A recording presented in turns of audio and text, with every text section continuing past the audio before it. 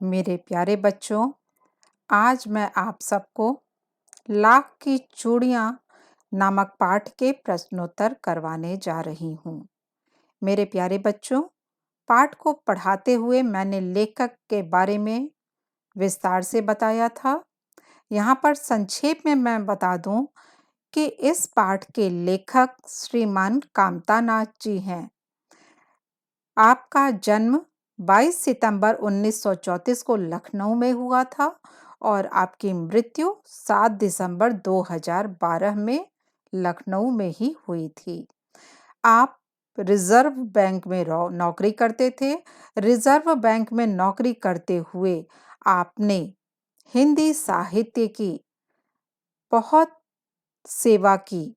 आपने अनेकों उपन्यास, कहानियाँ, नाटक, रिपोर्टाज, संस्मरण इत्यादि तमाम तरह के लेखों से आपने हिंदी साहित्य को समृद्ध किया। समय-समय पर आपको अनेकों सम्मानों से नवाजा भी गया। आपके द्वारा लिखित पाठ लाख की चूड़ियाँ के प्रश्नोत्तर यहाँ पर प्रस्तुत करने जा रही हूँ। प्रश्नोत्तर से पहले लाख के बारे में भी अत्यधिक संक्षिप्त रूप में आपको बता दूं कि लाख एक प्राकृतिक राल है।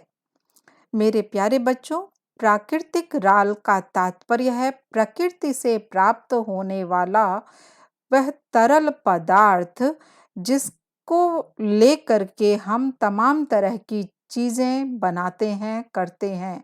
जैसा कि पाठ के नाम से ही आपको पता चल जाता है कि लाख की चूड़ियाँ, लाख से बनने वाली चूड़ियों का वर्णन इस पाठ में है और लाख से चूड़ियाँ बनती हैं। मेरे प्यारे बच्चे, लाख एक चमकने वाली चीज होती है। इसको जिस चीज पर लगाया जाता है उसमें भी चमक आ जाती है।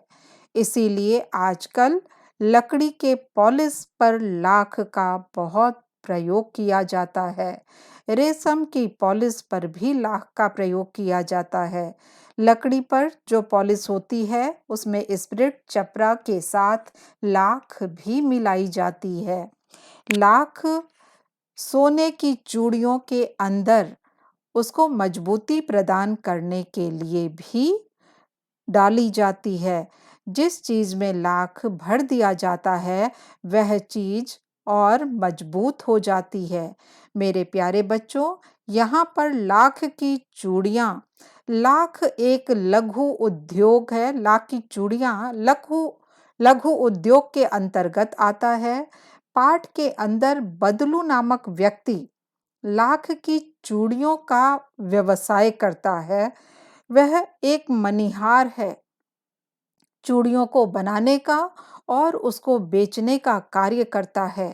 किस तरह से उसके व्यवसाय पर वर्तमान आधुनिक समय का प्रभाव पड़ता है, इसे ही लेखक ने दर्शाना चाहा है। तो सर्वप्रथम मैं पाठ को पढ़ाने से पहले आपको पाठ के सारांश को मैं बताना चाहूंगी। पाठ का सार आप देखें कुछ इस प्रकार है। लाख की चूड़ियाँ नामक पाठ के द्वारा लेखक लघु उद्योग की ओर पाठकों का ध्यान आकर्षित करवा रहे हैं। लेखक कहना चाहते हैं कि बदलते समय का प्रभाव हर वस्तु पर पड़ा है। लेखक के मामा के गांव का बदलू नामक व्यक्ति व्यवसाय से मनिहार है। वह अत्यंत आकर्षक लाख की चूड़ियां बनाता है। गांव की स्त्रियां उसी की बनाई चूड़ियां पहनती हैं। शादी ब्याह में उसकी बनाई चूड़ियों की धूम रहती है। लेखक अक्सर गर्मी की छुट्टियों में मामा के गांव जाते हैं। वहां बदलू काका से जरूर मिलते हैं क्योंकि वह उसे लाख की रंग बिरंगी गोलियां बनाकर देते थे। परंतु अपने पिताजी की बदली हो जाने की वजह से इस बार वह काफी दिनों के बाद गांव आते हैं। वह वहां औरतों को कांच की चूड़ियां पहने देखते हैं तो उसे लाख की चूड़ियों की याद हो आती है। वह बदलू से मिलने उसके घर जाते हैं। बातचीत के दौरान बदलू उसे बताता है कि लाख की चूड़ियों का व्यवसाय मशीनी युग आने के कारण बंद हो गया है और कांच की चूड़ियों का प्रचलन बढ़ गया है। बदलू को कांच की चूड़ियों से बहुत चिढ़ है। वह कांच की चूड़ियों की बड़ाई भी नहीं सुन सकता तथा कभी-कभी तो दो बातें सुनाने से भी नहीं चूकता। शहर और गांव की औरतों की तुलना करते हुए वह कहता है कि शहर की औरतों की कलाई बहुत नाजुक होती है, इसलिए वह लाख की चूड़ियां नहीं पहनती हैं। इस पाठ के द्वारा लेखक ने बदलू के स्वभाव, उसके सीधेपन और विनम्रता को दर्शाया है। मशीनी युग से आए परिवर्तन से लघु उद्योग की हानि पर प्रकाश डाला है। अंत में लेखक यह भी मानते हैं कि कांच की चूड़ियों के आने से ही बदलू का व्यवसाय बंद हो गया, किंतु उसका व्यक्तित्व कांच की चूड़ियों की तरह नाजुक नहीं था, जो सरलता से टूट जाए। पाठ में व्यवसायियों की व्यवस्था, कारोबार बंद होने से कारोबारियों के जीवन में होने वाले परेशानियों को दर्शाना ही यहाँ मुख्य उद्देश्य है। मेरे प्यारे बच्चों, आपने पाठ को अब बखूबी समझ लिया होगा। पाठ को समझने के पश्चात अब हम प्रश्न अभ्यास पर आते हैं। सर्वप्रथम पहला प्रश्न, बचपन में लेखक अपने मामा के गांव चाव से क्यों जाता था और बदलू को बदलू मामा न कहकर बदलू काका क्यों कहता था? आप देखेंगे कि इस प्रश्न के दो भाग हैं। प्रथम भाग में पूछा गया है कि लेखक अपने मामा के गांव चाव से किस वजह से जाते थे।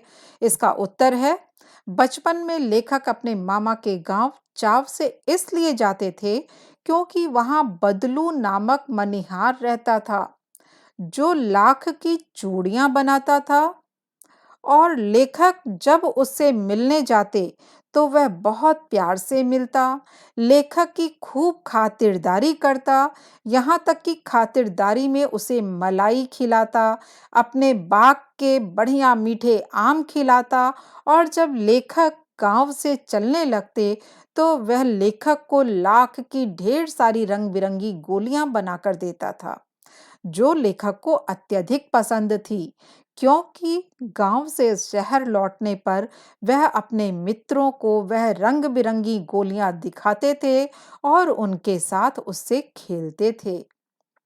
प्रश्न का दूसरा भाग है कि बदलू को बदलू मामा न कहकर बदलू काका क्यों कहता था?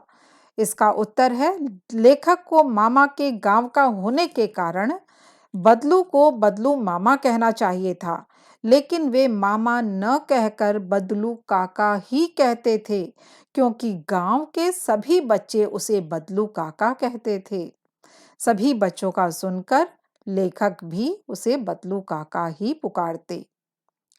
बच्चों, दूसरा प्रश्न है, वस्तु विनिमय क्या है? विनिमय की प्रचलित पद्धति क्या है? वस्तु विनिमय एक पुरानी व्यापार पद्धति है जिसमें वस्तु के बदले वस्तु ली और दी जाती है। प्रस्तुत पाठ में बदलू जिन लाख की चूड़ियों को बनाता है उसे स्त्रियां व लोग अनाज व कपड़े देकर खरीदते हैं। यही वस्तु विनिमय है, वस्तु के बदले दूसरी वस्तु का लेन देन। वर्तमान समय में व्यापार पद्धति के लिए रुपए व पैसे इस्तेमाल किए जाते हैं, अर्थात खरीदारी करते हुए वस्तु के बदले नगद रुपए व पैसे दिए जाते हैं। उदाहरण स्वरूप, आप दुकानदार से पेन लेकर उसको उसके बदले रुपए देते हैं। आप किसी भी दुकान में जाते हैं, अपने पसंद की वस्तु लेते हैं और उसके बदले आप दुकानदार को रुपए व पैसे देते हैं। मेरे बच्चों, आपने पाठ में देखा, बदलू लाख की चूड़ियों का व्यवसाय करता है। वह लाख की चूड़ियां जिन भी लोगों को देता है, लोग उसे उसके बदले में ढेर सारा अनाज, उसके लिए कपड़े, उसकी घरवाली के लिए कपड़े व अनेकों तरह के सामान दिया करते थे। ये वस्तु विनिमय है। जबकि वर्तमान समय में हम अपने पसंद की चीज बाजार से लाते हैं और उसके बदले में रुपए देते हैं। मेरा अगला प्रश्न है बच्चों, मशीनी युग ने कितने हाथ काट दिए हैं? इस पंक्ति में लेखक ने किस व्यथा की ओर संकेत किया है? उत्तर, मशीनी युग ने कितने हाथ काट दिए हैं? इस पंक्ति के द्वारा लेखक कहना चाहते हैं कि मशीनीकरण का हस्तशिल्प पर बहुत बुरा प्रभाव पड़ा है। मशीनों के आ जाने से कई लोगों के व्यवसाय बंद हो गए, लोग बेरोजगार हो गए। उदाहरण स्वरूप कांच की चूड़ियों के आ जाने से बदलू का पैतृक व्यवसाय बंद हो गया। उसके पास आय का कोई और साधन नहीं था। लाख की चूड़ियों का व्यवसाय बंद हो जाने से उसकी आमदनी बंद हो गई। उसका उसके जीवन पर बहुत प्रभाव पड़ा। उसकी आर्थिक स्थिति दिन ब दिन बिगड़ती गई और धीरे धीरे उसका स्वास्थ्य भी बिगड़ता चला गया। दवा के अभाव में वह दमे का मरीज हो गया, यहाँ तक कि उसे अपनी गाय तक बेचनी पड़ गई। अगला प्रश्न है, बदलू के मन में ऐसी कौन सी व्यथा थी जो लेखक से छिपी न रह सकी? उत्तर, मशीनीकरण के आगमन से बदलू के मन में अनेकानेक व्यथाओं ने जन्म लिया। जो यहाँ लिखा जा रहा है, ये निम्नलिखित है। पहला नंबर, बदलू का व्यवसाय ठप पड़ गया, अर्थात बिल्कुल बंद हो गया। क्यों? क्योंकि लोग अब उससे लाख की चूड़ियां नहीं ले जाते थे। जब लोगों ने लेना बंद कर दिया तो धीरे धीरे बदलू ने बनाना भी बंद कर दिया। दूसरा पॉइंट है, व्यवसाय के बंद होने से उसकी आर्थिक स्थिति भी खराब हो गई। लाख की चूड़ियों के बदले जो उसे अनाज, कपड़े इत्यादि मिला करते थे, वे सब मिलने बंद हो गए। इसका असर हुआ कि उसकी आर्थिक हालत धीरे धीरे खराब होती चली गई।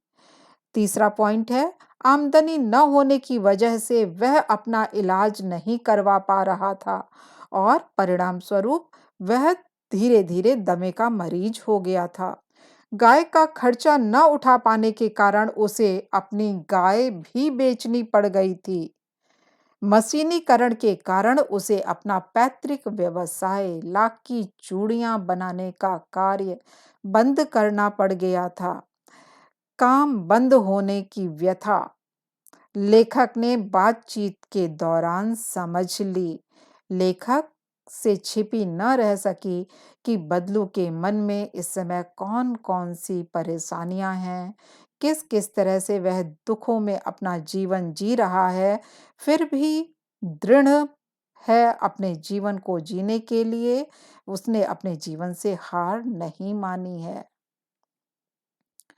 मशीनी युग से बदलू के जीवन में क्या बदलाव आया? मशीनी युग के कारण बदलू का सुखी जीवन धीरे धीरे दुखों से भर गया। कारोबार बंद होने से उसकी आमदनी बंद हो गई। गांव की सारी औरतें कांच की चूड़ियां पहनने लगीं। बदलू की कला को अब कोई नहीं पूछता था।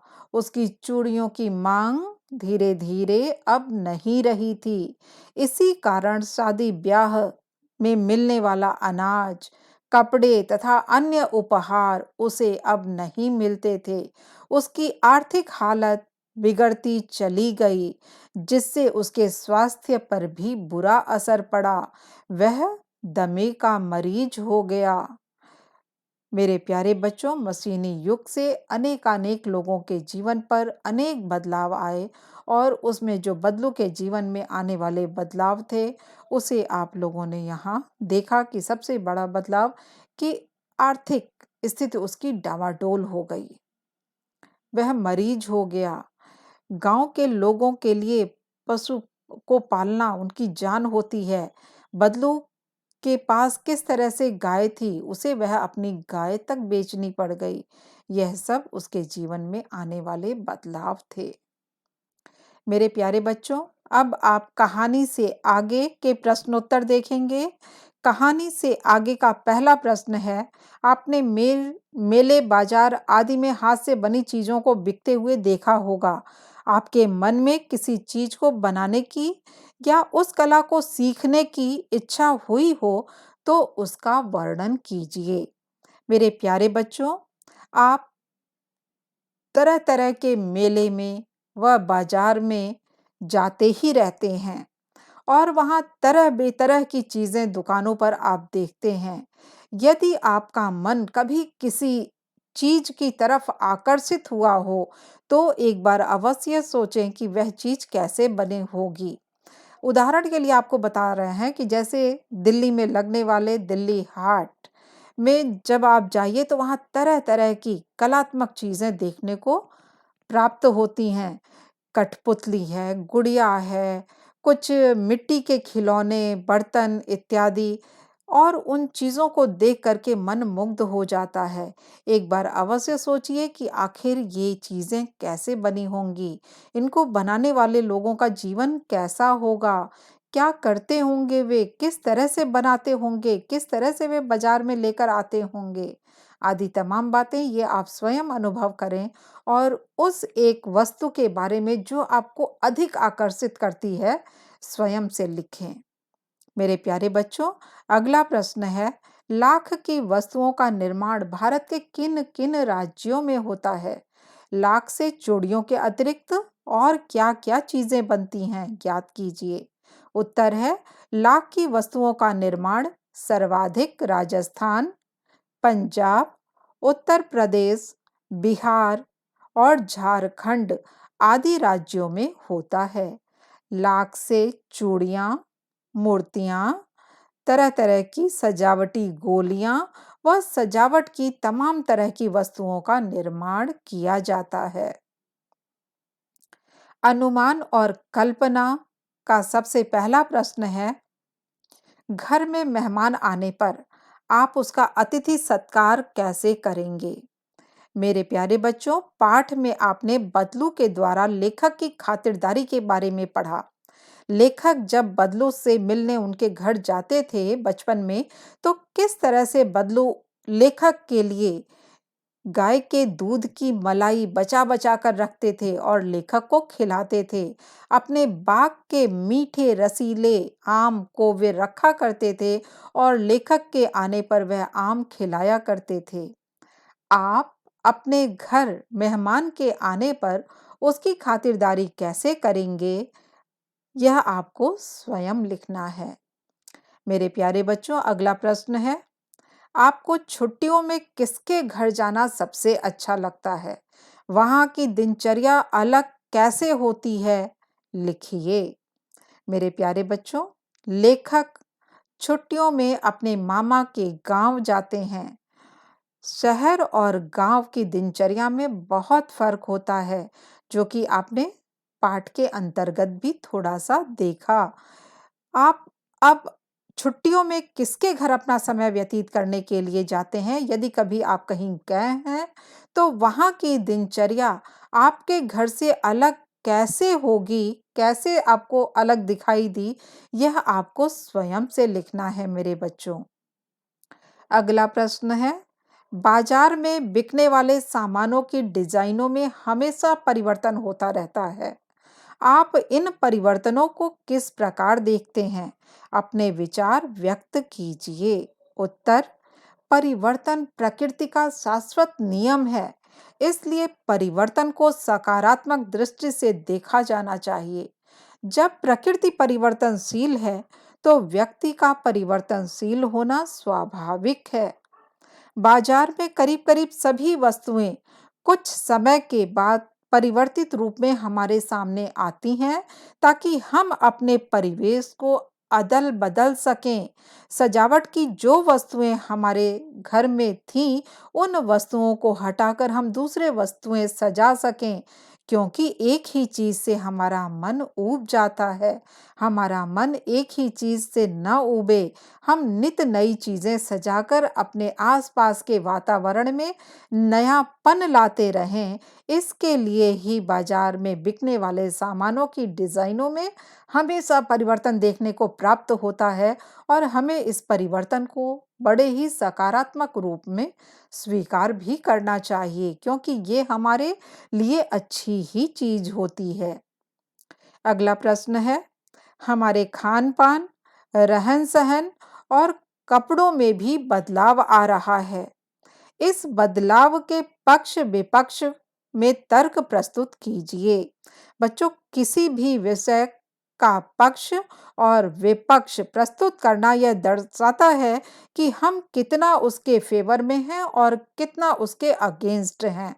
यहाँ पर हमारे खान-पान, रहन-सहन और कपड़ों में जो बदलाव आ रहा है, यह बदलाव आना स्वाभाविक है और यह किस प्रकार से स्वाभाविक है, यह बतलाना ही आपके पक्ष के अंतर्गत आएगा। आप किसी भी चीज़ को खान-पान को ले सकते हैं। पहले समय में किस तरह का खान-पान था, आज हम किस तरह का खान-पान खाते हैं। हमारे खान-पान में जो परिवर्तन आया है, क्यों आया है? क्योंकि पहले के समय की दिनचर्या अलग थी, आज के समय की दिनचर्या अलग है।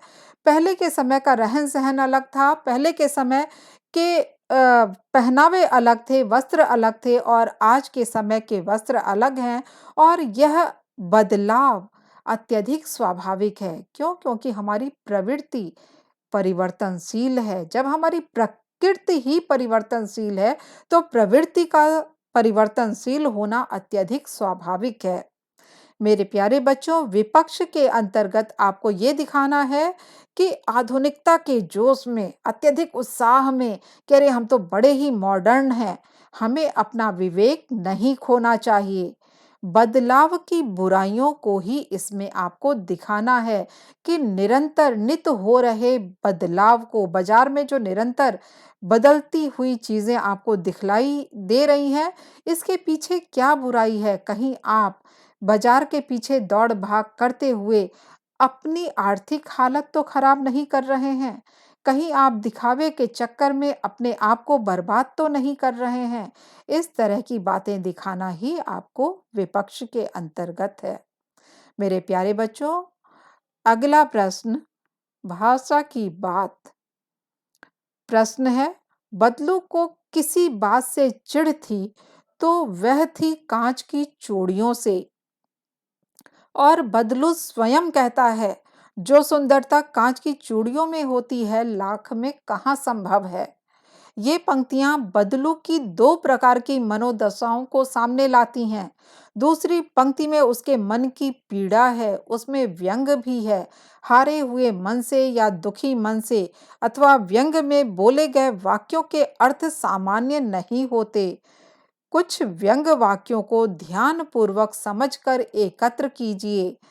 आपके घर के अंदर, आपके आसपास जो बातें कुछ व्यंग के रूप में कही सुनी जाती हों, उन्हें आप एकत्र करिए और उनके भीतरी अर्थ की व्याख्या करके बताइए कि इस व्यंग वाक्य के पीछे कहने वाले का उद्देश्य क्या है। मैं अपने परिवेश का एक छोटा-सा उदाहरण आपके सामने प्रस्तुत कर रही हूँ। व्यंग वाक्य है, अब पहले जैसी औलाद कहाँ? अक्सर लोग ये कहते हुए सुने जाते हैं कि अरे अब पहले जैसी औलाद कहाँ? इस वाक्य को कहने के पीछे व्यक्ति विशेष के हृदय का छिपा हुआ दुःख है। उसका मानना है कि आजकल की संतान बुजुर्गों का अधिक सम्मान नहीं करती, उनका ध्यान नहीं देती, उनको बदलते हुए समय के अनुसार बदलना सिखाना पड़ता है। मेरे प्यारे बच्चों, तो इस तरह जो कही गई कहा गया वाक्य जो है, उसके पीछे लोगों का क्या उद्देश्य है, इस मंतव्य को समझना ही हमारा मुख्य उद्देश्य है। मेरे प्यारे बच्चों, आपने लाख की चूड़ियां नामक पाठ के प्रश्नोत्तर यहाँ पर देखे और इन प्रश्नोत्तरों को देखते हुए आप सबने बखूबी समझा जाना कि लाख की चूड़ियां कहाँ किस तरह से बनाई जाती हैं, क्या-क्या कार्य करती हैं, किस तरह ये हमारे सामने आई। मेरे प्यारे बच्चों, आज के अभ्यास में इतना ही और हम दूसरी बातों को, दूसरे पाठ को लेकर फिर आपसे मिलेंगे।